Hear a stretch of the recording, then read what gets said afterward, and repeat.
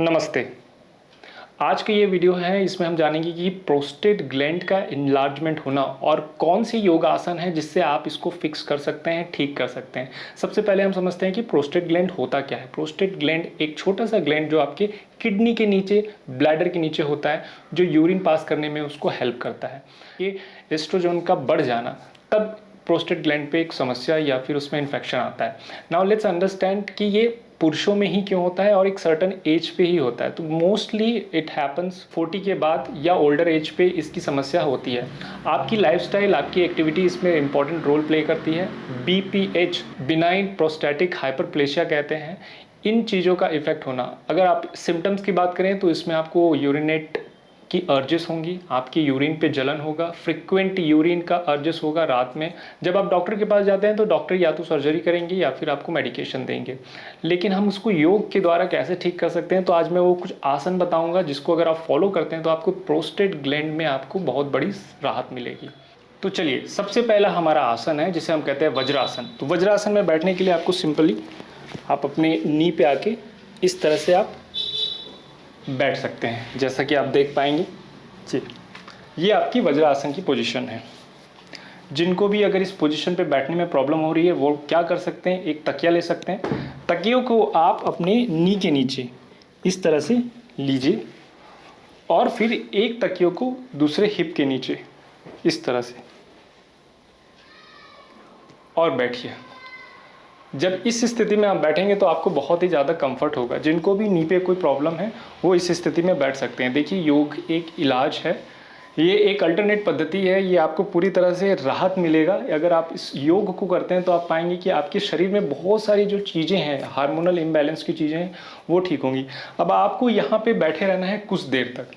आप बैठ सकते हैं 2 मिनट, 3 मिनट, 4 मिनट, 5 मिनट, जब तक कंफर्टेबल हैं तब तक आराम से बैठे रहिए। इसमें कोई मंत्र का जाप करना है वो कर सकते हैं, चैंटिंग करना है वो कर सकते हैं, किसी को गाना गाना है वो भी गा सकते हैं, जो भी करना है। लेकिन तुरंत वापस नहीं आना है, थोड़ी देर आपको बैठ के रखना है। तो इस तरह से आप वज्रासन में बैठेंगे। ये हो गया आपका पहला आसन। दूसरे आसन में आप क्या करेंगे, दोनों पैरों को इस तरह से जोड़ लेंगे। जोड़ने के बाद इसको जैसे ही आप अपने शरीर के इतना पास लेके आ गए जितना हो सके, और फिर धीरे से स्पाइन को सीधे करके आप इसी तरह से बैठे रहें। जब तक कंफर्टेबल हैं तब तक आप इसी तरह से बैठे रहें। अब जब आप बद्ध कोण आसन में बैठेंगे तो आपको एक कंफर्टेबल फील होगा और आपके जो जेनेटाइल ऑर्गन है उसको स्लाइटली आप ऊपर की तरफ पुल करके होल्ड करके रखिए, जिसे हम कहते हैं मूलबंध। तो मैं इसी में ही आपको मूलबंध बता देता हूँ कि कैसे आपको करना है। मैं इस तरह से बैठा हूँ कंफर्टेबली और अपने जेनेटाइल ऑर्गन, जिसको पेरिनियम कहते हैं, आपके एनस मसल्स को कॉन्ट्रैक्ट करिए, ऊपर की तरफ खींच के रखिए।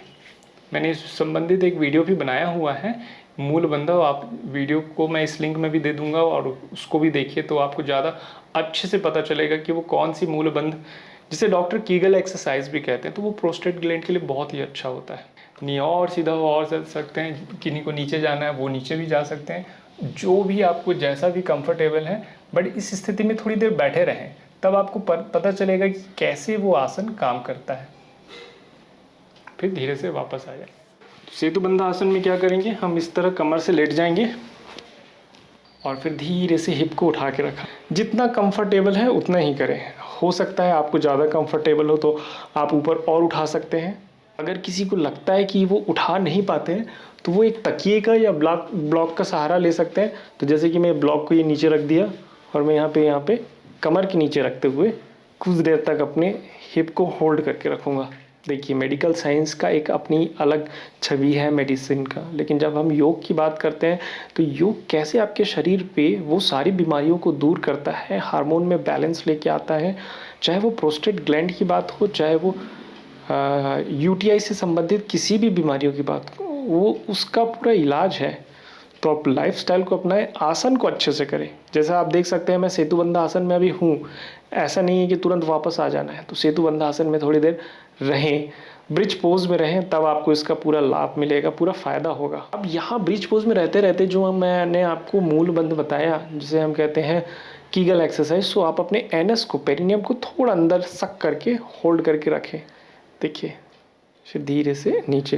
तो ये आप कम से कम 2 मिनट तक होल्ड करेंगे, तब जाकर आपको इसका फ़ायदा होगा। चलिए, जो नेक्स्ट आसन है उसे सुप्त बद्ध कोणासन कहते हैं। अपने पैरों को इस तरह से, बटरफ्लाई वाला जो शेप था याद है, इस तरह से कर लें। दोनों नी के नीचे इस तरह ब्लॉक का सपोर्ट ले लें, तकिए का सपोर्ट ले लें, जैसा भी है, और दोनों हाथों को फैला के ये पूरा रिलैक्स करें। फिर धीरे से वापस आ जाए। ये इसमें आप कम से कम 4 से 5 मिनट रहेंगे, और ये अभ्यास आपको रोज़ सुबह शाम करना है, तब जाकर आपको ज़्यादा इसका लाभ मिलेगा। नेक्स्ट है सर्वांग आसन, जिसे हम कहते हैं शोल्डर स्टैंड। अभी अब सर्वांग आसन किसी से नहीं होता है तो वो सिर्फ और सिर्फ अपने पैरों को इस तरह से ऊपर कर सकते हैं 90 डिग्री। बट जिनको लगता है कि वो ऊपर करके इस तरह से ये कमर को थोड़ा मूव करा के होल्ड करके ये उठा सकते हैं, वो इस तरह से रखें।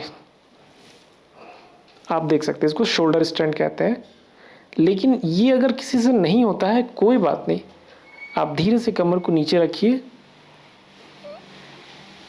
पैरों को ऊपर रखिए 90 डिग्री में, इस तरह से देख सकते हैं, और अपने हाथों को रिलैक्स करके रहिए। ये आप कम से कम 2 मिनट तक रहें बिना वॉल सपोर्ट के, तो भी फ़ायदा है। लेकिन अगर जिनको नहीं हो रहा है वो वॉल सपोर्ट भी ले सकते हैं विपरीत करने का।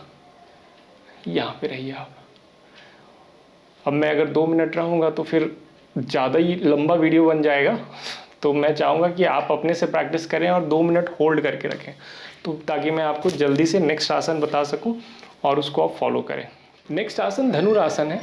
इसमें भी थोड़ी सी चैलेंजेस होती हैं। उसके लिए आपको पेट के बल लेटना पड़ेगा इस तरह से, दोनों हाथों को थोड़ा ऊपर करके पैरों को बैंड करेंगे, और आप अपने एंकल को इस तरह से होल्ड करेंगे, और धीरे से ये चेस्ट को ऊपर उठा के यहाँ पे रहेंगे। इसे हम कहते हैं बो पोज, धनुरासन। और जिस मूल बंध की मैंने बात किया था बिगनिंग में, अपने पेरिनियम को अंदर सक करके रखना, होल्ड करके रखना, वो करके रखिए।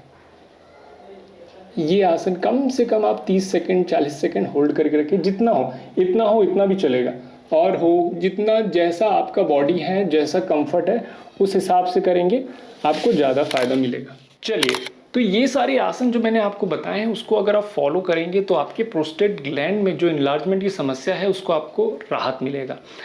अब समझते हैं कि वो लाइफस्टाइल और फूड क्या है। सबसे पहले आप समझने वाली चीज़ है कि आपको अल्कोहल को नो कहना है, आपको वो सारे रेड मीट को नो कहना है जिससे आपके प्रोस्टेट ग्लैंड में इन्फ्लेमेशन होता है। आपकी लाइफस्टाइल में आप अपने प्रोसेस्ड फूड को, जो भी फास्ट फूड है, उनको नो कहिए। आपको फूड में क्या लेना है, सबसे पहले मैं आपको बताऊंगा पम्पकिन सीड्स। पम्पकिन सीड्स को आप रोज़ भिगो के सुबह उसको नट्स एंड सीड्स के साथ लीजिए। Green vegetables and leafy vegetables, जो भी ग्रीन लीफी वेजिटेबल्स हैं उसका कंज्यूम आप करना स्टार्ट करिए। सबसे इंपॉर्टेंट चीज़ है बेरीज फैमिली के, जो भी बेरीज फैमिली के वेजिटेबल्स हैं, जो भी बेरीज फैमिली के फ्रूट्स हैं, उनको आप कंज्यूम करना स्टार्ट करिए, तब जाके आपको इसका लाभ मिलेगा। देखिए, जब तक आप अपने लाइफस्टाइल में चेंजेस नहीं लाएंगे, आपको प्रोस्टेट ग्लैंड की समस्या बनी रहेगी। एक सर्टन एज के बाद, स्पेशली 40s के बाद, पुरुषों में प्रोस्टेट ग्लैंड की समस्या आजकल कॉमन हो गई है। इसलिए अगर आप सर्जरी से बचना चाहते हैं, मेडिकेशन से बचना चाहते हैं, तो योग को अपनाएं। योग इसमें बहुत बड़ा एक रोल प्ले करता है। जो भी आसन मैंने बताया, अगर आप उसको सही निश्चित तरीके से और सही तरीके से अगर आप करेंगे, तो आप पाएंगे कि आपके प्रोस्टेट ग्लैंड में वो चीज़ें ठीक होने लगेंगी। तो आपको इस चीज़ों को फॉलो करना पड़ेगा। Practice every day, at least morning and evening 30 minutes, then you can able to get the benefit. Thank you so much for watching this video. अगर ये वीडियो आपको अच्छा लगता है तो लोगों के साथ शेयर कीजिए, स्पेशली उनके साथ जिनको भी ये प्रोस्टेट ग्लैंड की समस्या है। तो इस योग को अपनाकर और लाइफस्टाइल चेंजेस लेकर वो इसको क्योर कर सकते हैं। Thank you so much for watching this video and God bless you. Namaste.